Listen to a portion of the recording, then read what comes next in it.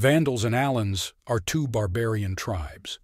The first were Germanic, presumably close relatives of the Goths, who came from cold Scandinavia. The others were nomadic people, related to the Sarmatians, who lived in the south of present-day Russia. It would seem that the two tribes are completely opposite. The west is the west, the east is the east. But something happened.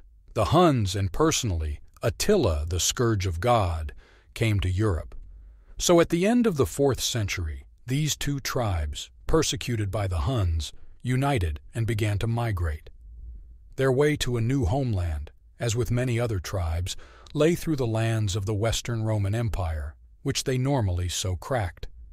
In the end, they finally found a new place of residence, Carthage and the surrounding area. And now we will understand how settled Vandals lived.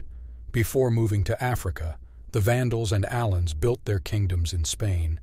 It would seem that it was a great land, rich, fertile, next to the Sveva, which, if necessary, can be plundered. Why was it necessary to go further, to Africa? The answer is simple. Spain was relatively small, already fully populated, and the powerful Visigoths, with whom the Vandals and Alans were not on good terms, were pressing in from the east. The king of the Vandals, Gunderic, died. His brother Gaiseric, according to the old barbarian tradition, killed his wife and children by drowning, after which he himself became king of the Vandals. He was also sworn in by the Alans, who at that time had no king of their own. It was in this year that the Vandals packed their suitcases again and began their migration, before leaving, according to the old barbarian tradition, having plundered a little bit of the Svebs. The Vandals did not go to Africa blindly. Gaiseric was written a letter of invitation by the traitor Boniface, who commanded troops in Africa. Gaiseric with Boniface agreed that the barbarians receive a third of the Roman lands and live with the Romans in peace and harmony, help each other in the fight against enemies. In fact, the Vandals were offered federation in Africa, and in fact, the Romans simply committed mass suicide. That third of the land, which went to the barbarians, was used by Gaiseric to create a powerful army and fleet, after which he simply took everything he could get his hands on. For 11 years, Vandals and Alans captured all of North Africa, Sicily, Sardinia, Corsica, Balearics, and established control over the Mediterranean. And nobody could prevent them. The Western Empire was weak, and armies of the Eastern Empire were occupied by Huns in Thrace and Illyria. So a little prehistory is over. Now let's talk about the kingdom itself, its culture, politics, history. The 19th of October, 439th, is considered the day of the foundation of the kingdom of Vandals and Alans, when Gaiseric with his army entered Carthage and made it the capital. If you believe some sources, the city was taken without a fight at all, as everyone was at the hippodrome. From the very day of foundation of their state, the barbarians, being Aryans, began terrible persecutions on Orthodox inhabitants of Africa. According to descriptions of Isidore of Seville to the beginning of creation of the kingdom, there were more than 1,000 Nicene temples, and by the end of Gaiseric's reign they remained only 2. A lot of population was slaughtered, and priests in general were martyred left and right. Yes, there was indeed persecution, but more likely Isidore of Seville's version is a beautiful fiction to overshadow the Arian. Procopius of Caesarea, who is a more secular historian, testifies that Gaiseric only carried out persecutions where the Arians could work closely with the Nicene to prevent or at least slow down the process of Romanization. But the process of Romanization, no matter how much one wanted to prevent it, was inevitable. After all, there were plenty of Romans in Carthage. Barbarians quickly got used to Roman culture. They wore Roman clothes, drank in addition to barbarian drinks, civilized wine, built schools, aqueducts, theaters, hippodromes, studied Latin and Greek, history, mathematics, philosophy, and other sciences, learned oratory. In general, should a barbarian who hates Rome get into the environment of the Romans, he immediately became one of them. Gaiseric, under the impression of everything he had read, began to hate Rome more and more for how cruelly it treated Carthage, and one day he had a great opportunity to take revenge. This opportunity was presented to him by Eudoxia, wife of the Emperor Petronius Maximus. There was a very complicated and confusing story, But the essence is that Petronius organized a successful assassination attempt on her former husband, Valentinian III, for which Eudoxia took revenge by sending a secret letter to Gaisericu in Carthage, which said something like, "The garrison is small, the killer must be punished, you can plunder everything, only me and my daughters do not offend." The barbarians, led by already old Gaiseric, landed in Italy and approached Rome. According to legend, while they were sailing, the ghost of Hannibal appeared to Gaiseric. Clerics Petronius Maximus, who did not know that the king came just on their souls, presented him with gold, jewelry, clothes, and many other good things with a request to spare them. But Gaiseric replied, "I have not come for gold, but to avenge your destruction of Carthage." After these words, his retinue slaughtered Maximus's cronies, and then the whole army began a major 2-week plundering, and very peaceful plunder.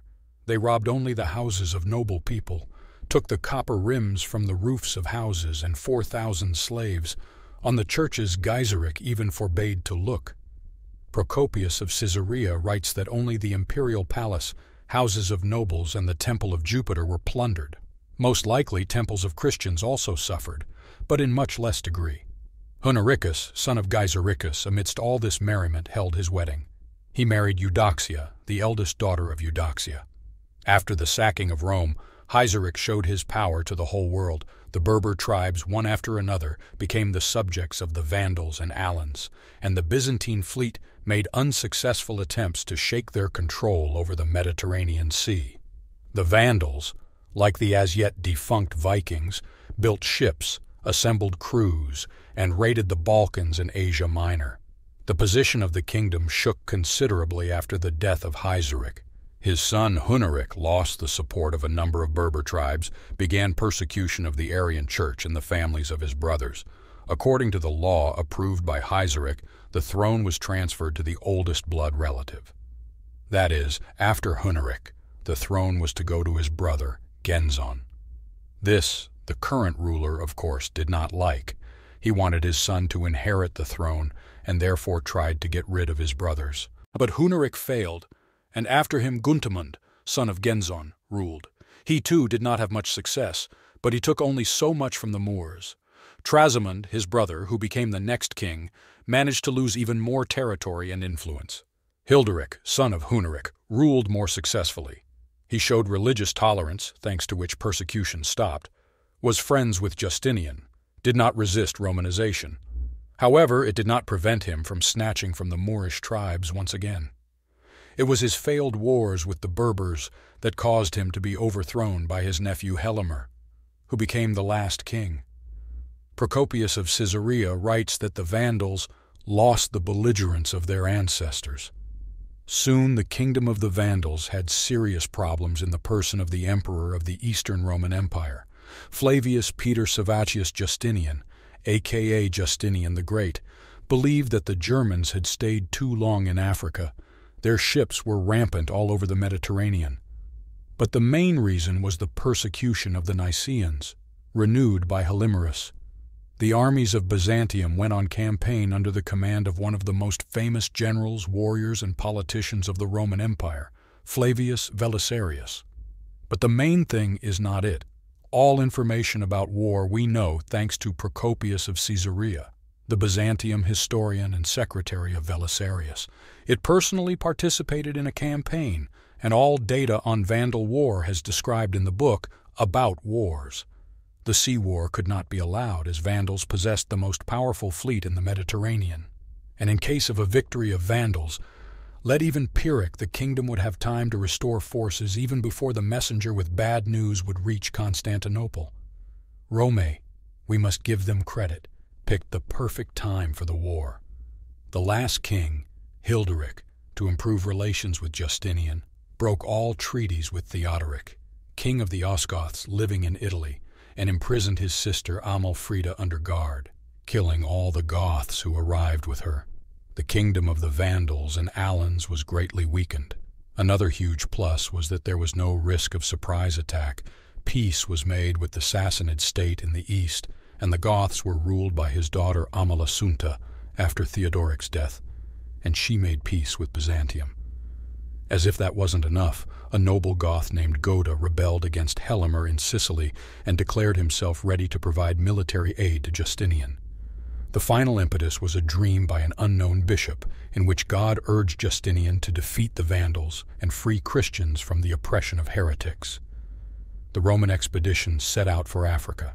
On the way, the Romans stopped in Sicily to replenish supplies, and by this time Goda had already captured Sardinia and Corsica, after which he proclaimed himself king. Helamer sent soldiers under the command of his brother Zazan to put down the rebellion. In September, the troops of Belisarius landed in Africa 5 days away from Carthage and headed towards the Germanic capital along the coast. They were accompanied by a fleet. On September 13, 533, the Battle of Decima, a town south of Carthage, was fought. Helamer had a plan to destroy the Roman troops. He led a detachment came to the Romans in the back from the south. His nephew Gibamund came from the west from the Salt Lake, and his brother Amata came to the enemy in the front from the north.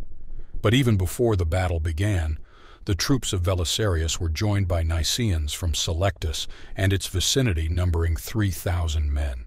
In addition, the morale of the Romans was on high. Before the battle, they were blessed by Bishop Cyprian, now known as Saint Cyprian of Carthage. He personally participated in the battle and fought with the enemies. The Vandals suffered a crushing defeat because they were uncoordinated. Well, and because on the side of the Romans was a numerical advantage in Belisarius. The Romans concentrated all the cavalry on the detachment of Amata and quickly defeated him. After that cavalry, Helamer struck at the Romans, but also were quickly defeated. Gibamund's unit did not even have time to engage in battle. The defeat was obvious and he decided to retreat. Helamer managed to escape. After learning of the victory of the Romans, the Nicaeans revolted in Carthage and the city was taken without a fight. Belisarius raised his authority by the fact that strictly forbade any form of looting. This he attracted more volunteers to his army. But the people of Carthage did not greet Belisarius with any particular enthusiasm. They knew that this was not liberation, but the return of the region to Byzantium, which meant the restoration of the slave system and taxation, which was so much disliked by the local Berber majority. While Belisarius was fortifying Carthage, Helamer had already started a guerrilla war, announcing rewards for the heads of the Romans. He also sent agents to Carthage to bribe mercenary Huns, but this attempt failed. The Visigoths refused to help the Vandals because they doubted their success after the loss of Carthage. Most Berbers remained neutral, but some tribes did join the Vandals. Cezanne returned from his punitive expedition to help the Vandals. Having joined forces, Helamer went on a campaign to Carthage. On the way, the Vandals destroyed the aqueduct, hoping that the Romans would surrender for lack of water. 15th December, Vandals and the Romans met face to face in the Battle of Tricamara. Special tactics in the battle was not used. The outcome of the battle depended only on the morale, experience, strength, and agility of warriors. Cavalry Romae immediately attacked and threw the Vandals to their camp, and then came the infantry. The Vandals, with the fury peculiar to their people, rushed at the infantrymen, but were easily defeated. His brother Zazan was killed in front of Helamer's eyes, after which he lost his temper.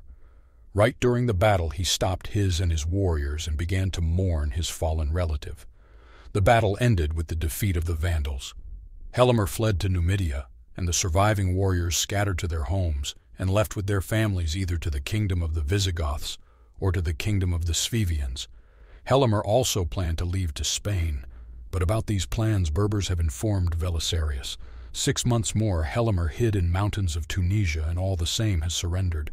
Belisarius has arrived in Constantinople, the great hero. His victory celebrated all Byzantium. Helamer Justinian spared, after which he settled with his family in Galatia. Justinian even wanted to grant Helamer a title, but this did not happen, as the Vandal did not abandon the Arian beliefs. After that, in history never again appeared a single mention of the Vandals. The horde from was able to establish a state that existed for a whole century, and who knows how long it would have lasted if not for Belisarius.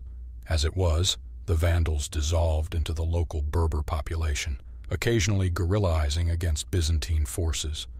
A century later, the Arabs came there and put an end to Roman culture in North Africa, both what remained of the Byzantines and the Vandals.